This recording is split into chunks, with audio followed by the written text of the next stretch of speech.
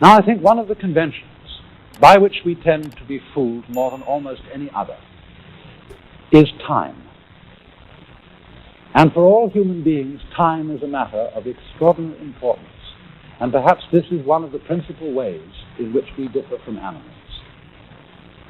Because man has been called a time-binding animal. That is to say, a creature who is vividly aware of the fact that his life moves, as it were, along a line from the past through the present and into the future. Animals apparently live pretty much moment by moment. They don't appear to have very strong memories. But because man has a strong memory, he is able to bear the past in mind and, as it were, cast it forward into visions of the future based upon what has happened in the past.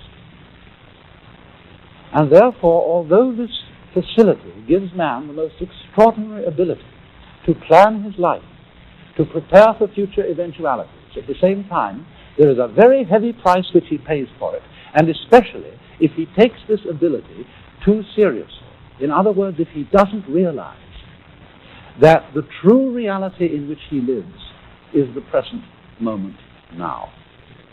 For example, the animal probably doesn't concern itself very much with problems of future disease, death, or starvation, and things of that kind.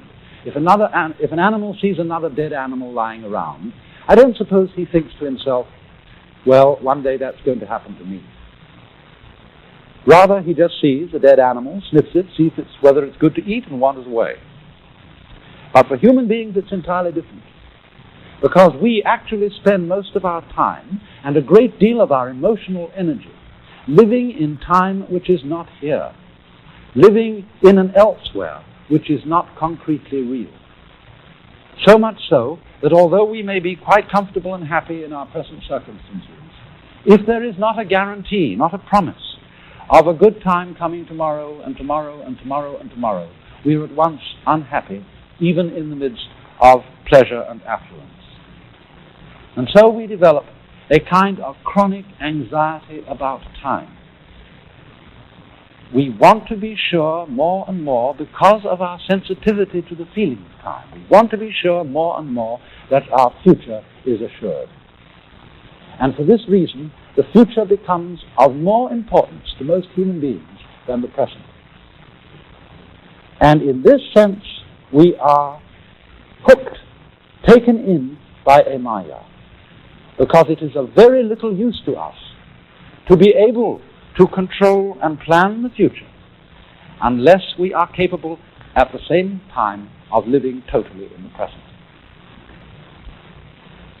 There's a line behind me from a Chinese poem, and it says, literally, day, ditto, in other words, day, day, that is good day. Every day is a good day. And it comes as the last line of this poem. In spring, hundreds of flowers.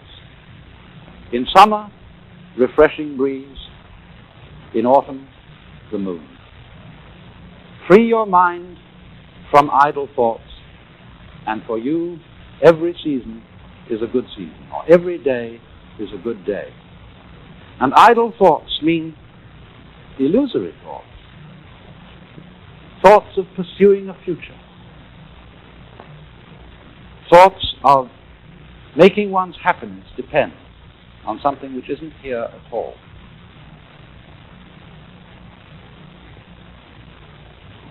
But when one can come to realize that the present is the only place in which you live, and that the past and the future are now no more than useful illusions, still useful, but useful only if one can live in the present, then, as I say, one can settle into full participation with the momentary reality of life as it goes along, just like music. And so in the arts of the Far East, there is reflected a kind of delight in momentariness.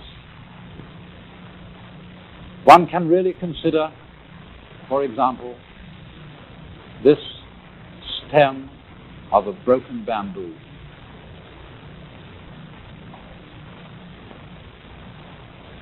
Or not only in painting, but in poetry, a poem in the Japanese haiku style, poems which just crystallize a single moment. In the dark forest, a berry drops, the sound of the water.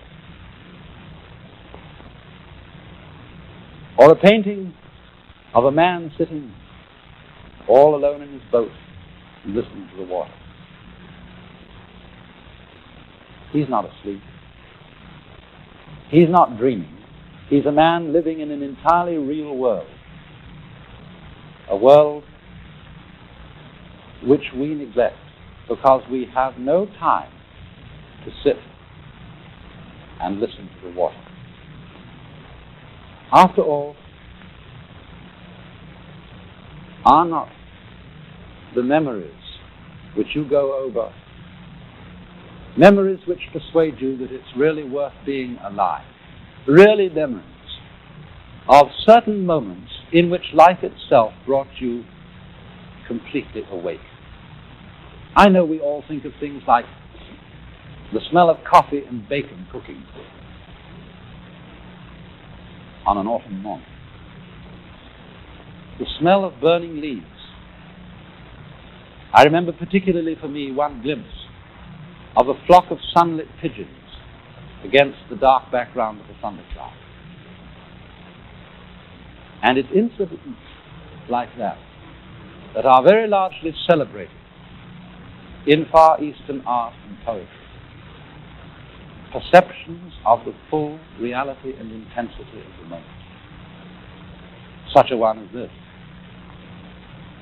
The sea darkens. The voices of the wild ducks are faintly white. A brushwood gate, and for a lock, this snail. Or paintings where one sees just a few birds on a branch, so vividly alive that you somehow think the next time you look at the branch, the birds won't be there. This is all an art form possible for people who feel themselves to be living in this real momentary world.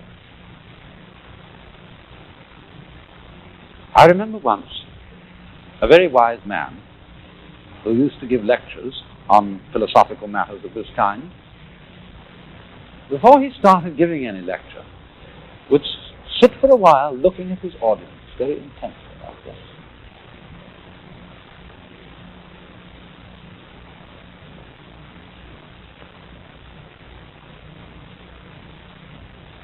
And then quite suddenly he would say, "Wake up!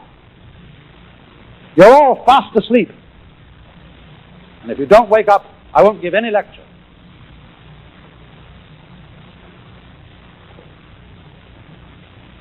And another Chinese sage pointed one day to some flowers while talking to a friend and said, "Most people look at these as if they were in a dream."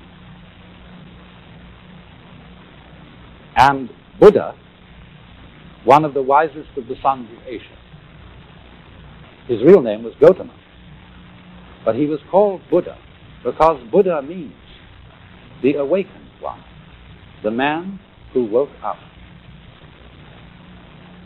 Now, in what sense was he awake? He was awake in the sense that he was completely all here. After all, we say about a person who's nuts, he's not all here. He's not all there. But our whole culture, our whole civilization, insofar as it is involved with time and living only for a future, is nuts. It's not all here. We are not awake. We are not completely alive now. And consequently, we are so hungry and so greedy because everything seems tasteless. We are living for an abstraction which has not yet come to be. And we don't know what really is.